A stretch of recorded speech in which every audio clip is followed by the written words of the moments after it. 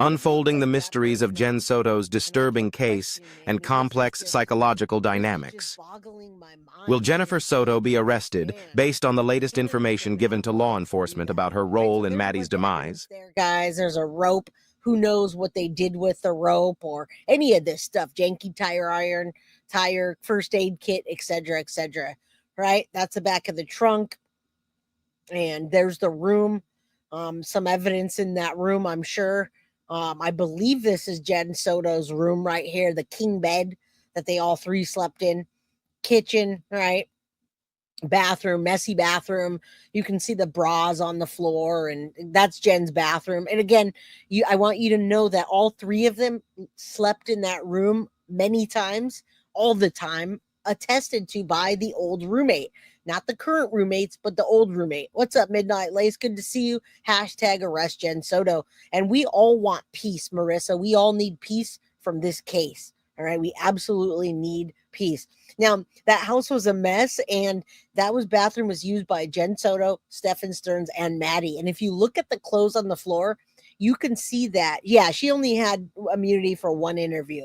All right. So you can see that all three of them were probably using that bathroom. And when Stefan says that he would come out of that bathroom with the towel, and Jenn and Maddie would lift up his towel and joke about it and talk about how good looking he is, etc., that makes me sick too. Don't worry. All right. So all three of them were probably using that bathroom. No shame, just all naked around each other, I'd imagine. All right. Now we got some fluctuating moods here. We see the trauma related symptoms that we think this is from Jenn Soto. Right? These are all evidence photos here all over the place. You can clearly see what was written, plain as day for everybody. Her room in the background, another picture. That's the one where the throw ups on the floor. And we got some board back here that's got organization, throw out garbage, dirty laundry, put clean laundry away, make bed, put toys in box, nighttime chores, make sure bedroom's organized, charge laptop, pick up laundry from bathroom, hang towels. Okay, Pookie. You see that writing? That's probably Maddie's. Okay, Pookie. So whoever wrote that down, probably Stefan. Stefan was more involved with Maddie than Jenn was. All right. So anyway, we're going to continue getting through these real quick. There's that 9mm in room number 4, top drawer. There's the room that Stefan rented out, room number 4, without identifying marks. A lot of his things, you can see his watch right here. All right. That bed, nothing identifying, just kind of come in, come out, man stuff, so he can put his deodorant on, all the stuff that you can see when people kind of come in and come out. Room number 4. All right. Just more evidence pics, bathroom again. There's the room through the living room. All right. That must be Jenn's room because she was downstairs. I think that's the kitchen. Yeah, right. All right. Let's keep going. Christmas tree still up, right? Evidence. There's the room with the crock. That's Jenn's room with that one crock they left. Now the crock's not in this picture, but you know what I'm saying. All right. So anyway, that's it. Those are some of the evidence photos that I wanted to bring you guys back through. All right. And let's keep going. All right, guys, we're just getting into it. Let's take this down and let's start with this so you guys can see what that means, what the title, what the hell does that mean? What does the title of that mean? Why would Jenn have an Electra complex as well as the Woody Allen situation? Now, here's another thing, guys, I didn't even think about. I forgot all about this. You remember that morning when Stefan Stearns was doing laundry? You know why he was doing laundry? And probably Jenn Soto. I did not know this. I did not realize that Maddie had thrown up all over herself, and the throw up was coming out of her mouth and nose and just everywhere. So in order to get rid of that, you also have to get rid of Maddie's body and clean up, meaning get rid of all the throw up. Well, they missed the spot. All right. What's up, FarQ? Good to see you, my friend. Come on in. Hit that like button. If you missed something, don't worry. You can go back and rewatch and then share with your friends. What's up, Nina Drew? How you doing? Good to see you. All right, let's just take a look at why the cover of this says Electra complex. That's what Jenn Soto said to Maddie. Again, I read this earlier. What does that mean? Why would you tell your daughter she has the Electra complex? Well, that's a concept from a psychoanalytic theory that describes girls' unconscious rivalry with their mother for affection of her father. And she did call Stefan Stearns her father or bonus dad. All right. So that was a Carl Jung 1913 counterpart to the mother complex with the boy's desire for the mother. But it's not a real thing, right? The moms don't sleep with the sons and do sex, or you can't call it that. You grape, right? It doesn't really mean that you do that. So why would Jenn Soto say that about Maddie? Why would she tell Maddie, you have an Electra complex? What does that mean? Michelle Murdoch, other chats were blocking her. I'm wondering if it was affiliated with, wait, who, what? I don't know what that means. Electra complex is the opposite of Oedipus. I think I'm saying that. Oedipus complex. And that's there up on the screen. All right. Video Maddie, age 4 or 5, which adult voice says, lay on your stomach, and Maddie, and no squeezing, right? I probably have seen that, but I don't know if I have that. You could send it over if you have it, Coco Cutie.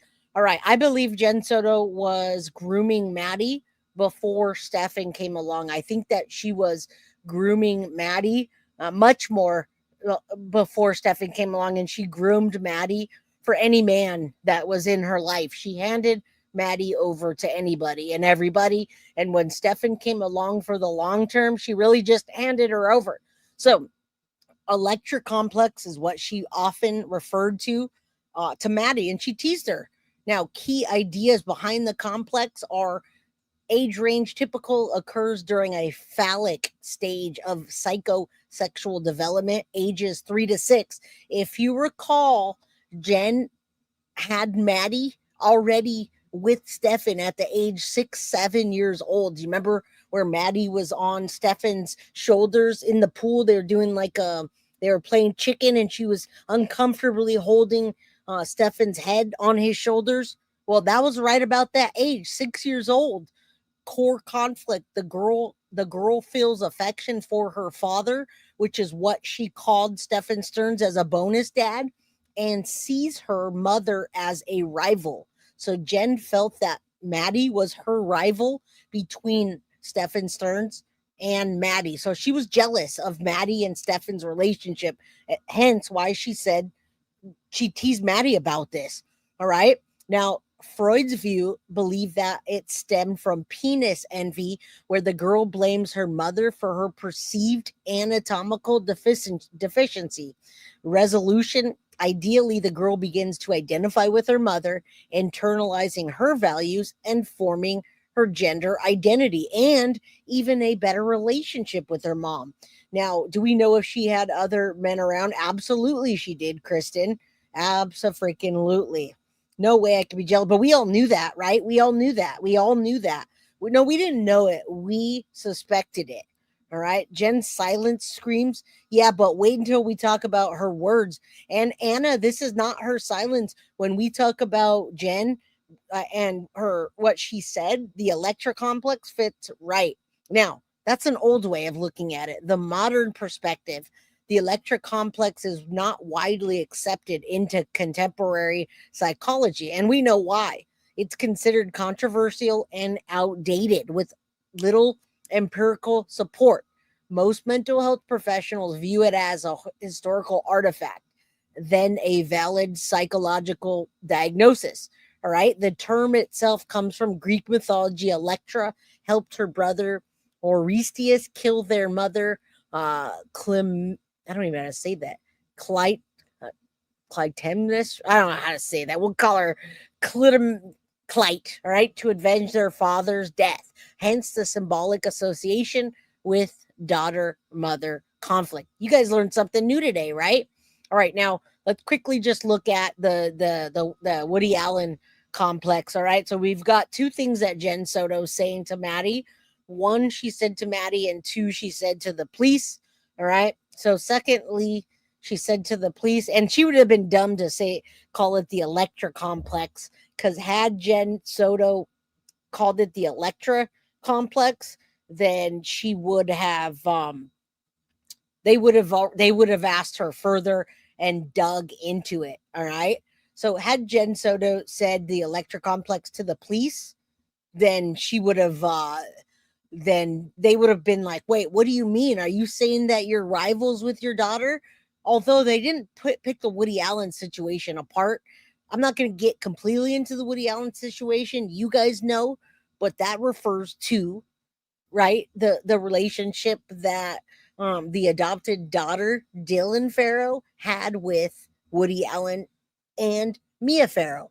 All right, now in 1992, Mia Farrow accused Woody Allen of, well, graping their 7-year-old daughter, Dylan Farrow, at their home. The allegation surfaced shortly after Farrow discovered Allen was in a romantic relationship with Soon Yi Previn, another one of their adopted daughters. Now, you can't call that a romantic relationship. That's called graping and grooming. But in that time, they did, and they still call it that. That's why we correct people and call it CSAM. Now, Woody Allen later married his daughter. All right. Now, he consistently denied allegations that were fabricated out of revenge, but he ultimately did marry his daughter. All right. So Jenn referred to it as that. And we're still pissed off about that, as we should be. All right. Now we're going to get into her own words in the video and breaking it down. But before we do that, let me just bring you back real quickly to Madeline Soto case and what they called the possible COD that was released in the new documents. All right, we gotta go back a little bit to move forward. All right, so I'm just starting it from here. Turned 13 years old. She was killed. Fox 35 has learned the medical examiner believes she was strangled to death. That's what's listed in new case reports released by the Kissimmee Police Department. Death as strangulation. That's all the documentation that we have thus far, except Stephen Stearns had all of his discovery, meaning he had the COD and the toxicology and the case files. He had all the case files that he was able to go over while they were talking about going to trial. All right.